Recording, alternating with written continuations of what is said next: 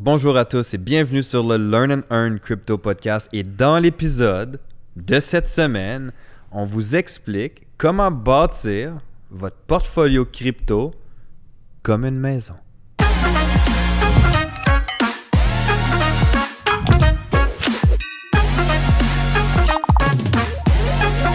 Avant de commencer, rien de ce qu'on va vous dire est un conseil financier. Okay? Donc, faites vos propres recherches, tirez vos propres conclusions. Les résultats passés ne garantissent pas les résultats futurs. Donc, voilà. Puis, avant de terminer la petite introduction, on a juste un compte, guys. sam.leveqjp.roussseau, puis learnandearn.crypto.podcast. That's it. Seulement ça. Les autres comptes sont des faux comptes. OK? Tous des scams. On va pas vous écrire. Et voilà. Donc, on commence maintenant. Yes. Alors, c'est un sujet vraiment intéressant parce que... 100%. Moi, j'ai une question pour toi, JP. Je sais, est-ce que tu as déjà construit une maison? Non, j'ai Moi jamais non plus. construit une maison. Mais bon. Mais ma copine a déjà construit une maison, elle. Ah ouais? Ouais. On aurait dû Elle fait une autoconstruction avec son ex. Hein. S'il écoute le podcast, il va faire « Ah ouais, c'est moi ça! » Excuse, tu viens de me mettre out. On aurait dû l'inviter pour qu'elle nous dise comment bâtir la maison. Mais tu vois, en tout cas, moi non plus. Mais je me dis que tu commencerais certainement pas par le toit.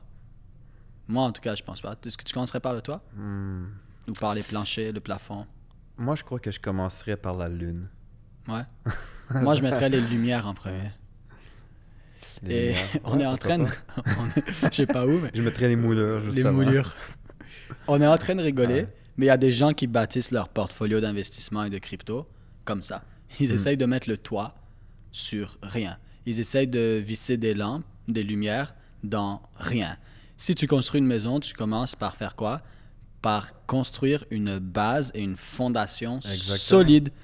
Tu creuses, tu coules du béton et tu crées la base et la fondation de ta maison. Et si la fondation est solide, alors la maison va l'être. Ouais. Et ça, c'est quelque chose qui est super important à comprendre.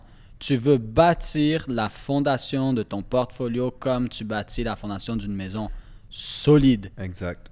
Et ça, c'est vraiment important. Et c'est pour ça que des fois, je comprends pas. Il y a quelqu'un qui va... J'ai vu des gens, exemple, ils ont $1000 et ils vont mettre 200 dans Shiba Inu, 200 dans Dogecoin. Ou des fois, des projets même qui sont corrects, comme 200 dans Somnium Cube. C'est pas des mauvais projets. Mais tu peux pas bâtir un portfolio à long terme comme ça. Et en fait, tu peux. Mais c'est pas une bonne idée. C'est ça, c'est pas nécessairement la meilleure chose façon. à faire. Exactement. Et c'est pour ça que si tu construis ton portfolio, construis-le comme une maison. C'est quoi la base? Ben, c'est les contrats intelligents. Voilà. C'est les Layer 1. C'est Bitcoin, Ethereum, Solana, Polkadot. Je suis généreux là. Terra Luna. Faites vos propres recherches, guys. Faites vos propres recherches, guys.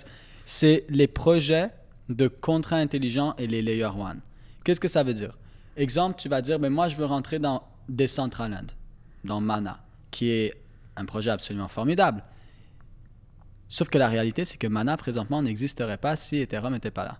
Parce que Mana est un Layer 2. Layer 2, ça veut dire que Mana est bâti sur Ethereum, sur le blockchain d'Ethereum. Alors, Ethereum, c'est le Layer 1. C'est la base. Alors, tu veux bâtir ton portfolio comme ça. Tu veux voir, OK, c'est quoi les gros projets qui sont des Layer 1? C'est quoi les gros projets qui sont des contrats intelligents avec lesquels je vais faire la majorité de mon portfolio et le rendre solide? Comme je viens d'en mentionner plusieurs, ça va être ça. Donc, Bitcoin, Ethereum, faites vos recherches, pas conseiller financier. Terra Luna, Tezos. Puis tu sais, un point aussi qu'il faut comprendre, c'est que d'une façon ou d'une autre, même si tu as des tokens Layer 2, donc Layer 2, d'exemple, comme on va prendre le même exemple que tu as donné, Mana, qui est sur le blockchain d'Ethereum, tu veux faire des transactions, tu as besoin d'Ethereum. Exact. Tu en as besoin pour les transactions. Certainement, certaines personnes en conservent pratiquement que pour faire des transactions, mais l'important, c'est d'aller commencer en fait par la fondation qui est les smart contracts Layer 1. Puis encore là, il y a des gens qui vont dire « Ouais, mais c'est pas vrai, maintenant tu peux utiliser Polygon ou d'autres choses. » Va voir le contrat de Polygon. C'est bâti sur quoi? Alors, dans tous les cas, ça ramène toujours que tu bâtis ta fondation avec les Layer 1, avec les contrats intelligents.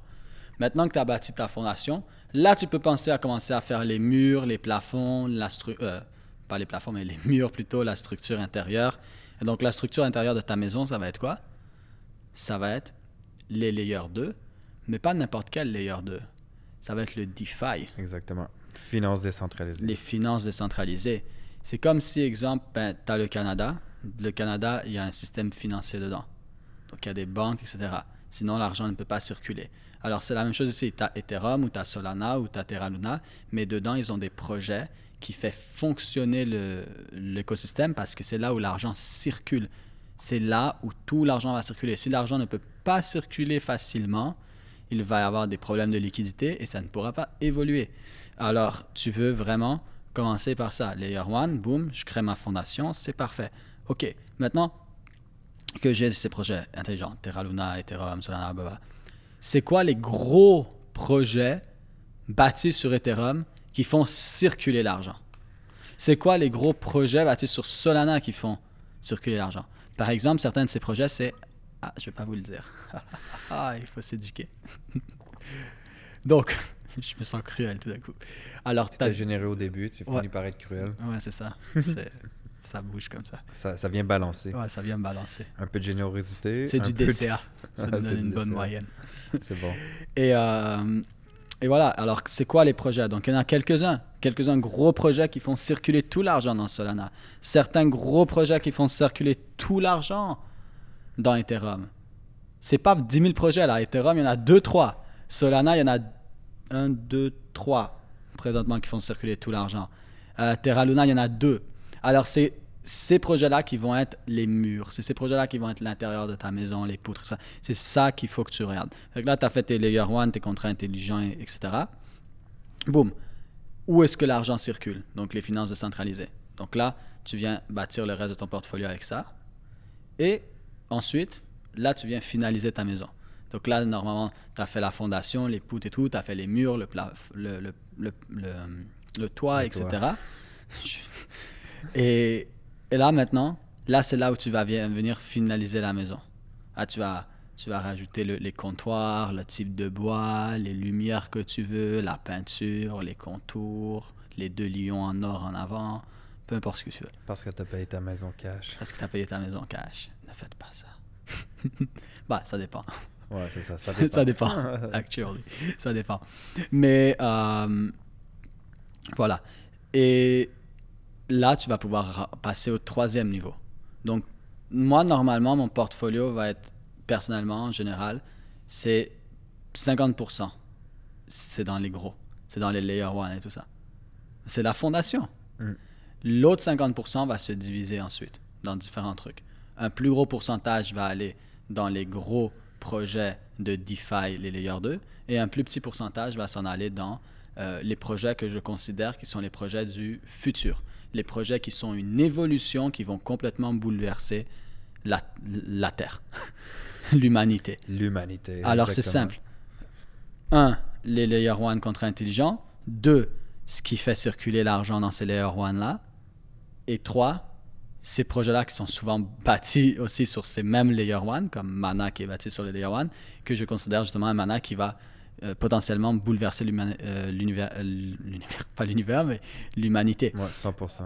Et si c'est pas Mana, ça n'empêche pas qu'il a énormément de potentiel, et éventuellement peut-être ça serait un autre. À la fin de la journée, on utilisait MSN, plus personne n'utilise MSN. On utilisait Yahoo, plus personne n'utilise Yahoo. Alors ça se peut qu'il y en ait d'autres qui prennent la relève, mais en attendant, au moment où on se parle, c'est lui le plus probable. Lui et Sandbox. Lui, Sandbox. Il y a Somnium Cube aussi, bien sûr. On en donne plein aujourd'hui. Tac, tac, tac. Et donc là, ça, c'est les projets qui vont intéresser. Donc, métaverse, intelligence artificielle, big data. La réalité, c'est que tu vas dans le métaverse. OK. Qu'est-ce que tu penses que tu vas avoir dans ton métaverse? Ben, il faut de la réalité augmentée, puis il va y avoir de l'intelligence artificielle. Donc déjà là, boum, boum, boum, ça va tous ensemble. Ensuite, tu es en train de te promener avec tes lunettes et tu vois une publicité de Instagram. Ben, Meta, excusez-moi, pour vous vendre un bidule. Mais pour avoir de la publicité, il faut quoi? Des données. Boum, big data. Alors là, tu penses, qu'est-ce qui va être le futur? Ben, on sait qu'on s'en va vers les métaverses, il n'y a aucun doute. Il n'y a aucun doute. Si tu doutes encore, tu dois aller étudier. Parce que pour moi, il n'y a aucun doute. C'est en fait, le Web 3.0, c'est en grosse partie, pour moi, l'Internet du futur et les réseaux sociaux, ça va être les métaverses. Donc, boum, OK, les métaverses. Maintenant, qu'est-ce qu'il va y avoir dans les métaverses? De l'intelligence artificielle, comme j'ai dit, de la réalité augmentée, il va falloir des big data, de la cybersécurité. Hein? Plus on va se pousser là-dedans, plus il va... Et là, c'est là où tu viens fonder les détails. Et là, maintenant, tu viens de bâtir ta maison avec quelque chose qui fait du sens. Parce que tu es parti de la fondation vers le haut, ensuite tu as mis ce qu'il devait avoir dedans. Et là, tu as fait ton portfolio de la même façon. Tu as tes gros layer 1, ensuite ce qui fait circuler l'argent, puis ensuite ce qui va changer le monde.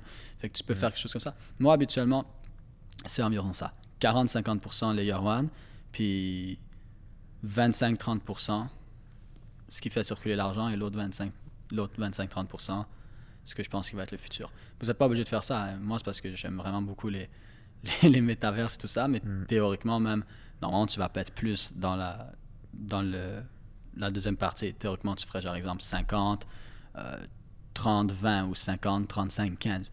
Moi, j'ai décidé de faire 50, 20, 30. C'est parce que moi, j'ai mis les ampoules en premier. Mais c'est le principe. Après, naturellement, vous vous adaptez, vous utilisez votre gros bon sens. Mais là, tu as bâti ton portfolio comme tu bâtirais une maison. Puis moi, j'ai une question pour toi. Qu'est-ce que tu penses, en fait? On a parlé tu viens de parler Metaverse, mais si on regarde au niveau Play to Earn. Play to Earn aussi, il y a énormément de choses. Les Play to Earn vont jouer une part essentielle du futur. L'univers des jeux vidéo, c'est littéralement, dans les dernières années, l'industrie qui a le plus grandi au monde. Et alors, les Play to Earn, c'est littéralement ça, mais sur des blockchains et tu peux gagner de l'argent. Moi, comme je l'ai déjà mentionné, je n'aime pas investir directement dans un Play to Earn parce que c'est des jeux et c'est du hype. Alors, quelqu'un peut jouer un jeu pendant quelques mois et là, toute la communauté, ah non, ce jeu-là est meilleur, et ce jeu-là est meilleur, et ce jeu-là est meilleur.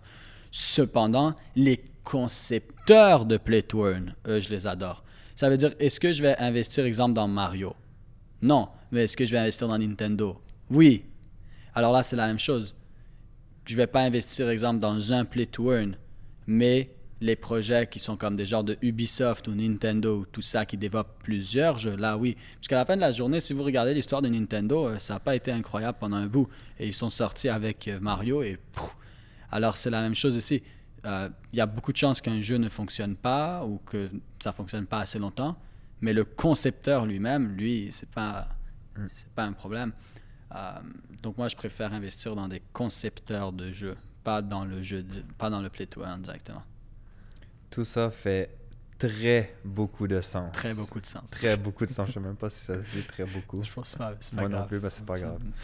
Ça fait énormément de sens. Moi, j'aime bien très beaucoup. Moi. Ouais. Moi aussi, j'aime bien très beaucoup. C'est très beaucoup. C'est unique. C'est original. C'est original.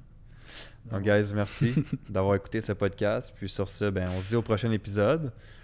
Puis, n'hésitez pas à nous suivre sur les réseaux sociaux et à partager le podcast à d'autres personnes qui pourraient justement apprécier le fait de venir s'éduquer gratuitement avec nous. Yes. On se voit sur le prochain. Yes. Ciao.